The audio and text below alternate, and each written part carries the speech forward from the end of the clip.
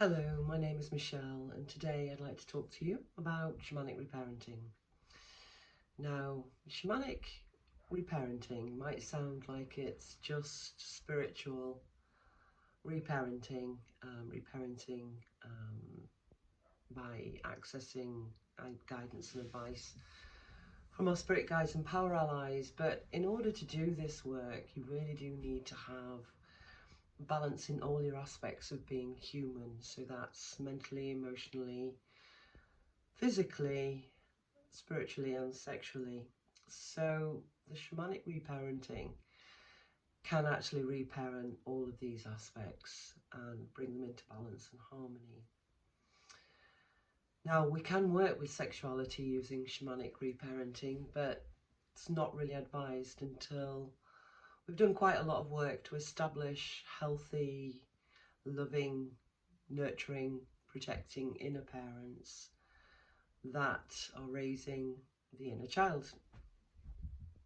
Now, in our childhoods, there are various parts. So the work that I'm detailing here involves parts therapies, and there are lots of different healing modalities that work with different parts of ourselves. And in psychology, they're called subpersonalities. Now, these subpersonalities have their own boundaries, have their own needs, and have their own personalities. They can be very different to who we are as we think of ourselves as an identity. Now, I came across, I was taught shamanic counselling quite a few years ago. It saved my life, in fact, around about, I think it was about 2008. I'd already been studying with the Dear Tribe Medicine Society for several years. I came across a colleague that was working with the Sacred Trust organisation who was training in shamanic counselling, and she taught me how to do it for myself, and the journeys to the upper world, journeys to the lower world, and they're all done with the intention of seeking guidance from spirit guides and power allies. And I've done more work since then with various places that I've found to be in the upper world and the lower world. The main one I'm using at the moment is called the Magical Forest, and I will share my experience of these places as we go along. But today I want to talk about why shamanic reparenting, really. Well, I began working with healing in 1991. I had a migraine. I had several symptoms, lots of different symptoms that came and went as a child. And in my mid-20s, I was with a friend of a friend, had a migraine headache, and he offered me Reiki. And he Reiki'd my head just by putting hands on my head and channeling energy. And within a few minutes, my migraine went. So I sought out his teacher, and as soon as his teacher came into the country, I booked Reiki 1 attunements and Reiki 2 as well, quite soon after. And I realised very soon after my Reiki 1 attunements, I was invited to work on the Glastonbury Healing Fields in the water circle. Hello to anybody there that I've worked with. And it was a hot sunny day, and it was too hot to work inside a tent. So I took my therapy bench outside, and I was doing Reiki massage on head, necks and shoulders, and a big queue formed because they were seeing that people were just getting off my bench really blissed out. So I had to do short, quick, effective sessions. And what I soon found was that I felt different every time I tuned into the next person that got on the bench, both emotionally and physically. And a voice in my head said, "You're an empath." And it was very efficient because I could feel in my own body where the tension was in the head, neck and shoulders, and I also could open up a small line of conversation that worked on the emotional kind of feelings that would get in the way of that tension, that pain, being able to be released. So 15-minute sessions, roll on, roll off, felt different with every single person, realised what I was an empath. This was 1991. It was before really people had really heard of empaths. So I've been on a journey since then, trying to work out what that means for me, what it means in life.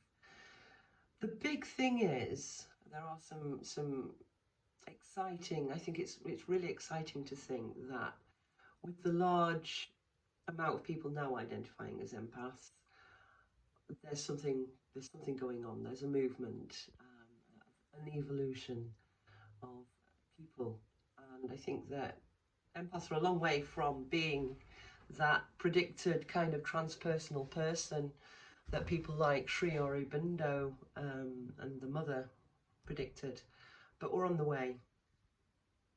So before I became a lot more embodied by doing a lot of work over the last 30 odd years, I used to disassociate a lot, and I used to find myself as a body of consciousness being able to see through the eyes of others, whether that was an individual or a group, and it used to really freak me out.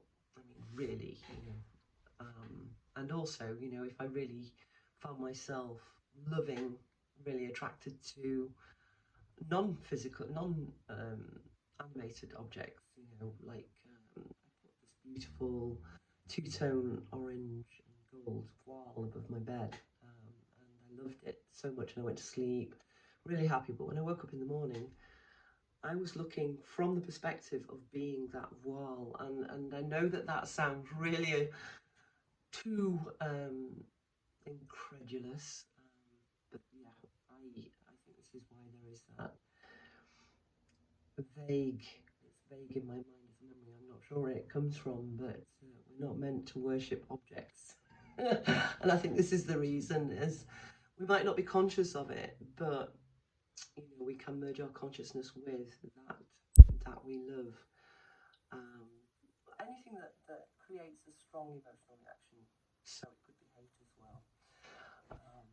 So we can merge with what we hate. Energy and motion. So where attention goes, energy flows. So the more activated that energy is, the more energy that flows towards that. So whether it's love or hate, that's where attention goes. And that's a big motivation for me, kind of coming online and offering what I know, because a lot of people are really focused on what they don't want at the moment. War, famine, a lot of trouble is happening, and we're made much more conscious of it these days because information is so much more widely available, and if we're not careful, we can become bombarded with it. So with the event of so much time now being spent in front of screens, whether it's our phones or laptops or televisions or whatever other screens there are, we are becoming much more disassociated from physical reality, from the everyday life. And it's quite concerning because at a time where there's been huge developments in neuroscience and a big explosion of healing modalities, particularly since the lockdown and the COVID pandemic, a lot of that is going into being online and on the internet. And so there's this counter movement of becoming more embodied. So having been doing this kind of work for over 30 years, I've become quite embodied. An embodied empath rather than one who disassociates. grounded, very conscious of my feet on the ground all the time.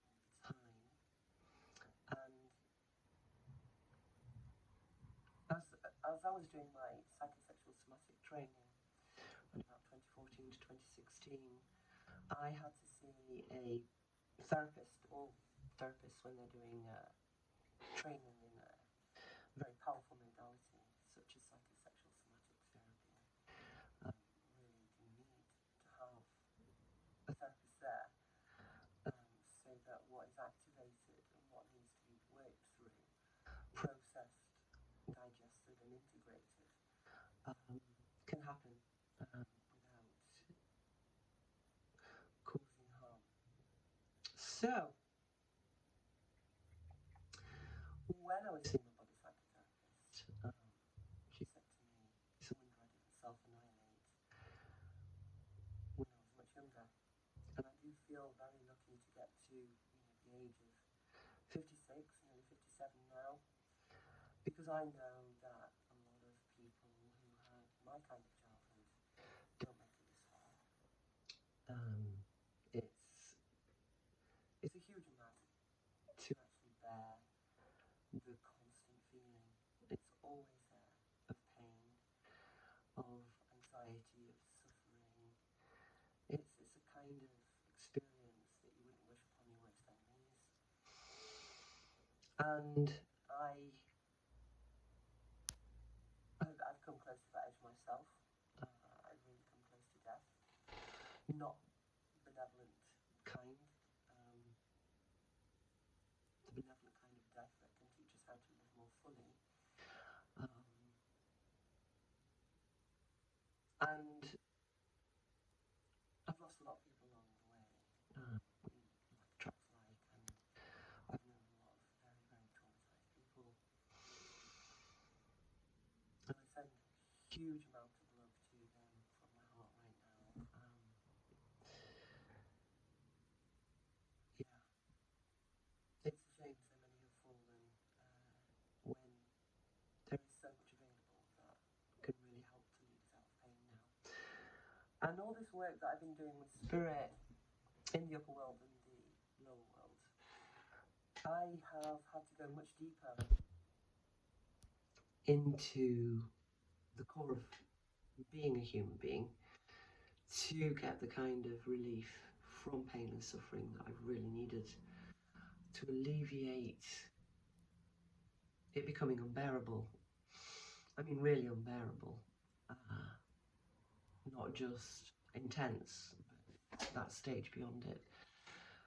So I was taught this technique of shamanic counselling. It saved my life at the time.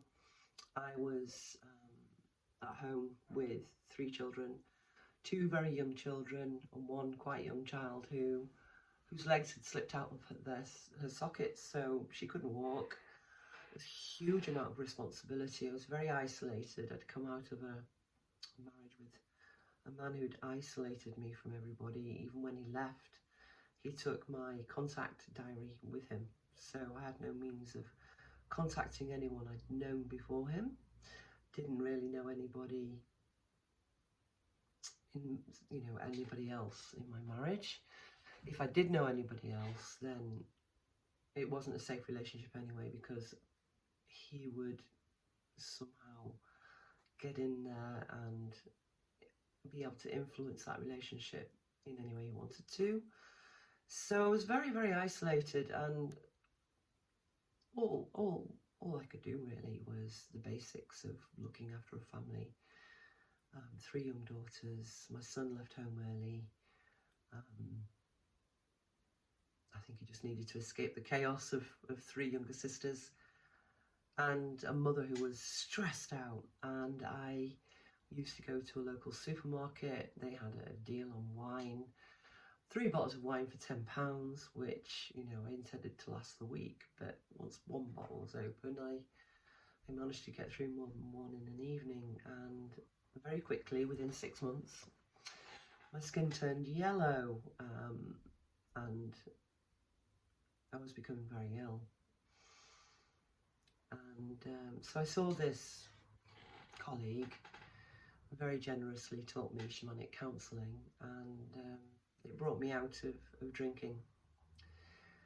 It's the only time really where I've drunk too much alcohol, was that 6 months, and it was a very, very dark time. And it was shamanic counselling that really gave me the answers that I was seeking. Reason enough to live. I did want to fight my self-destruct that I was on with the wine. It wasn't deliberate self-destruct, it was just trying to escape the amount of existential pain that I was feeling. I really don't think anybody wants to end their life, they just want to end the pain. That's my opinion anyway. So yeah, so it really rattled around inside of me, that resonance of what the body psychotherapist said.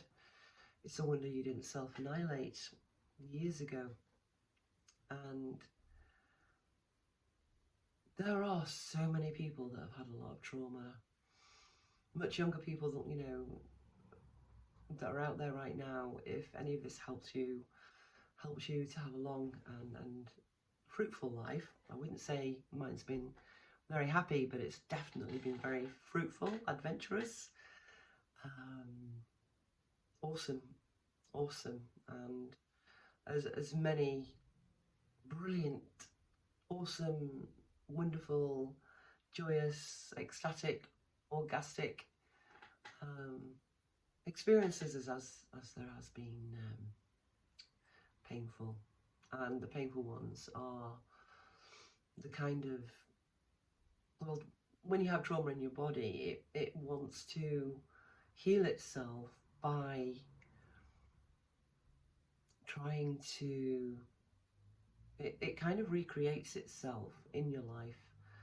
So say I was abandoned as a child, then I have a fear of abandonment in my adult life, and that fear, what you resist persists, recreates circumstances by which I can become abandoned.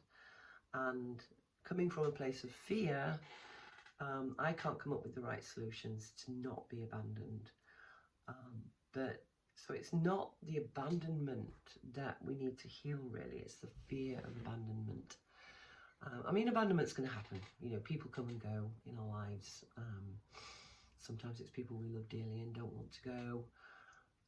Sometimes we can feel abandoned even by people who die, you know, and there is a stage of grief where we become angry, where we're left and we're not able to resolve anything with them or say goodbye, or, you know. But that's a completely different story today. I'm not really talking about grief. I'm talking about shamanic reparenting. And I've done some work today with my anxious child and my abandoned child. And there are lots of different needs that our inner child needs to heal. So healing abandonment, anxiousness, oppression. Yeah, there are a lot, and I'll share with you as we go along all the different kinds. But when you work with spirit, it can be quite cryptic. There's nothing really straightforward, and it's kind of given enough to help us unravel a knot within ourselves energetically, but it's not done for us. So I went on a journey to the upper world today with my abandoned child, and while I was with that child, I also had a memory, which is psychological psyche. So this was a soul part healing as well as a psyche part healing. So the soul being our core self, the psyche being what forms our personal history and our ego. So as I took the soul part up to the upper world, on the back of a feathered winged serpent, this is the second time I've come across this mythological being. It's actually this caduceus, it's the symbol of medicine. Now when I go to the upper world, it's normally on a dragon or a griffin, but so the last couple of times it's been a feathered winged serpent, which is, as I say, a very potent medicine being. So I feel like there's some kind of progression here in my work. But Spirit wants me to tell you these stories about the guidance that you can get and the kind of stories that can come. So as I was with this abandoned child, excuse me, I had this memory of being in my front garden of my childhood home, locked out for the umpteenth time, and I was there waiting in pain, a lot of pain in this waiting, because I knew that my mother, as an addictive gambler, was away somewhere on slot machines, totally oblivious to any need of her 3 children, and spending all the family's living expenses. Now I knew this would be happening, but I would be hoping and praying and waiting, kind of trying to send her all the psychic vibes I could to come home, to please come home. And because it happened so many times, it's gone in really deep as one of the circuits in my nervous system that can go into a freeze response that can really affect my power of choice.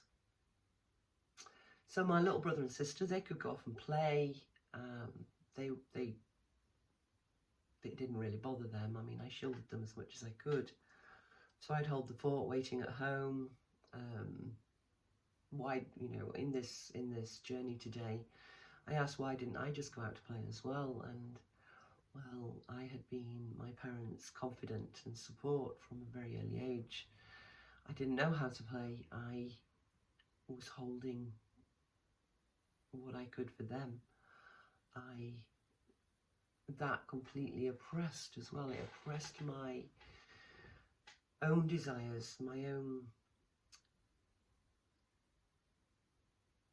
choice about what I would prefer to do. So yes, so this is the first time actually where I've gone into one of these healing journeys where I had to leave the child there. So when I when I got up to the upper world, some beautiful angelic beings came to help me carry this child to a place where she could lay down and rest and be healed. And I saw that she was covered in this kind of cast stone of some kind, cast like concrete. And I was told by the upper world beings that it was going to take quite some time to be able to break her free of this kind of state of paralysis, that the real child within that cast could then feel free to move and to live her own life, and that by leaving her there, that freeze that was in my nervous system wouldn't be there either anymore, and that I could move forward and I could make choices.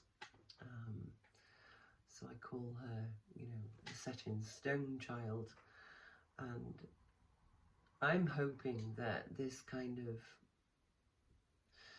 going round in the same old circles, caught in a loop, procrastination type of experience that I've had for quite a long time now will stop, and you know, I'll get into a much more natural, easy flow that feels good, that feels comfortable, that feels like fun and joy, and yeah, really learn how to play. The child is there somewhere within me still, that, you know, the upper world is an upper world within. I really don't think it's healthy to think of escaping from the body and going to an upper world that exists outside of ourselves. This upper world and this lower world exists within us. And these stories do appeal to deeper states of mind, whether you believe in spirit guides or power allies, or whether you think that they're just metaphors, stories that explain deeper processes. Either way, that they work very efficiently. And I know psychologists, you know, that work with mind-altering substances, and shaman works with, you know, mind-altering processes such as sonic driving, which is drum beats or other sound mechanisms, sound baths. Some shamans use mind-altering substances such as mushrooms, ayahuasca, and you know, there are some psychologists now that are training to use MDMA and mushrooms to journey, to go deep enough to actually really help a person to ease the pain that they're in. So I think that the shamanic journeying that I'm talking about here is very safe. I do think that there's some pre-work that needs doing, attention training, developing the inner witness, developing our own way of quickly and easily becoming grounded, centered, balanced, aligned and connected with spirit. There's a lot I can share with you about all of that, and I will as we go along. But I'm looking now at the time and realise that this is quite a long video. Thought I'd share with you there the Set in Stone Child, and that's it for today. Can you please like, share and subscribe? I hope that I'll see you again soon. Thank you.